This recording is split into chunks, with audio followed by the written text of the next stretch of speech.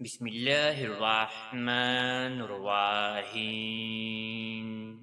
شروع اللہ کے نام سے جو بہت بڑا مہربان نہایت رحم والا ہے۔ میں گواہی دیتا ہوں کہ اللہ رب العزت کے سوا کوئی بھی عبادت کے لائق نہیں، اور محمد صلی اللہ علیہ وآلہ وسلم اللہ کے بندے اور آخری رسول ہیں۔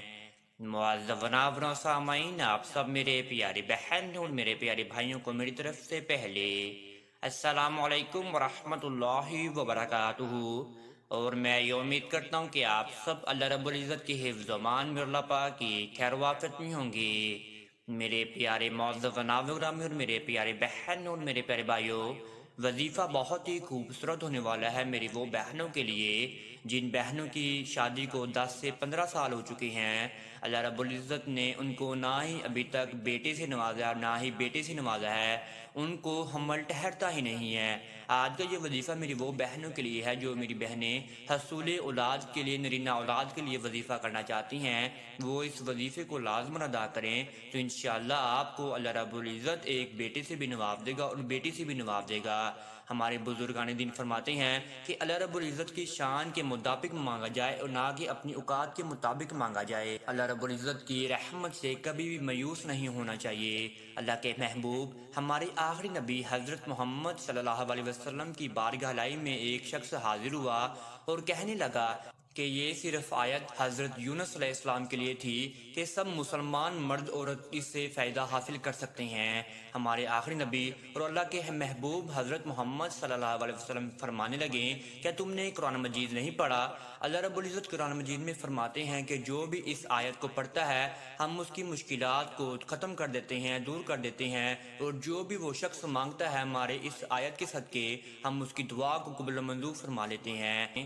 آج کا یہ وظیفہ بہت ہی پیاری آیت جو کہ حضرت یونس علیہ السلام نے مچھلی کے پیٹ میں ادا کی تھی تو اللہ رب العزت نے اندھیرے سے ان کو اجالے میں داخل کر دیا تھا۔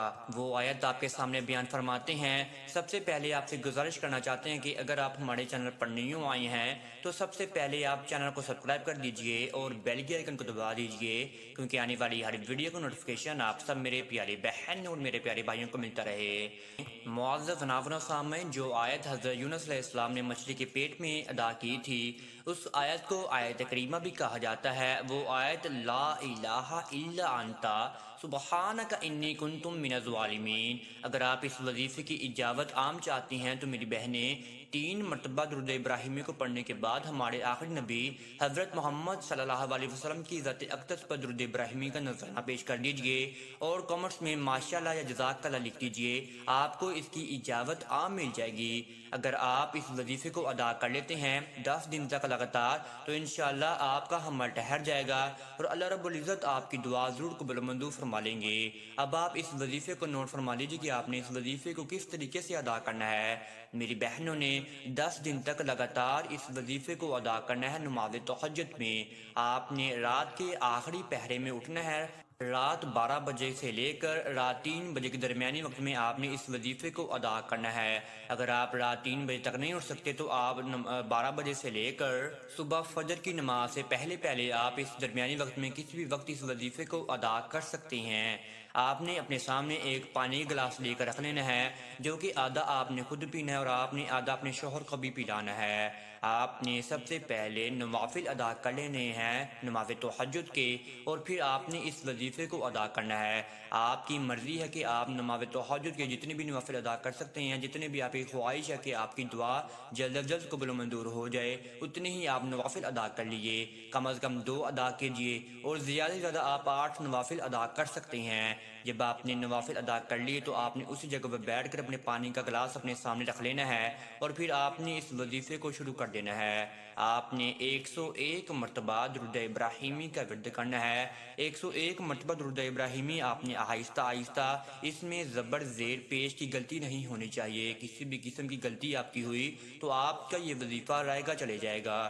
آپ نے 101 مرتبہ آہستہ آہستہ درود ابراہیمی کا ورد کرنا ہے اور پھر آپ نے 21 مرتبہ پڑھنا ہے بسم اللہ الرحمن الرحیم، 21 مرتبہ آپ نے پڑھنا ہے بسم اللہ الرحمن الرحیم۔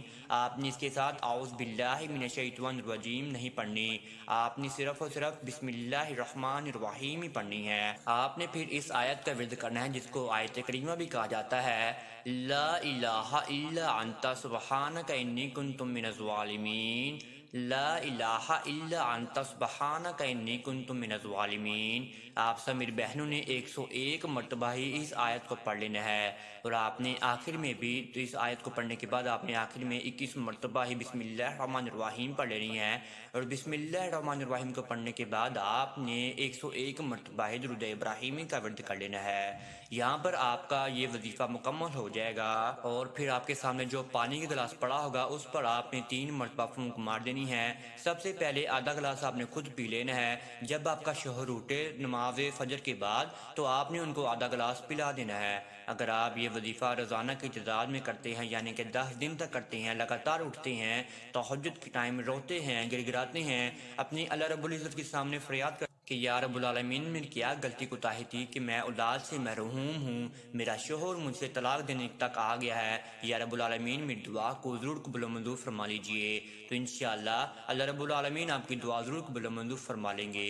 حضرت محمد صلی اللہ علیہ وسلم کے صدقے، حضرت محمد صلی اللہ علیہ وسلم کے نواسوں کے صدقے آپ کی دعا کو ضرور قبول و منظور فرما لیں گے۔